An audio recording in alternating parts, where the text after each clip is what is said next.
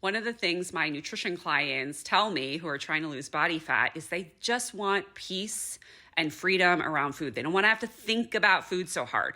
And the irony is, the way you get peace and freedom is by putting in structure and routine so you know what breakfast is, you know what lunch is. This gets you freedom.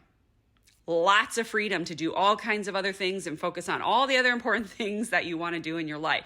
But when you are constantly trying to figure out, what am I having for breakfast? What am I having for lunch? You have no structure, no routine. You're always just kind of winging it. You don't have any guidelines nutritionally that you're kind of aiming for. This brings you a lot of chaos, mental chaos. And so now when stress happens and life happens and kid stuff happens, you're just like, nutrition, I can't even think about that, right? Because you have no structure and routine. Structure and routine does not mean rigidity and hard and punishment. It actually equates to freedom. So now when stress happens, you have structure and routine. You know what's for breakfast. You know what's for lunch. You know how you're getting your protein. You don't even have to think about it.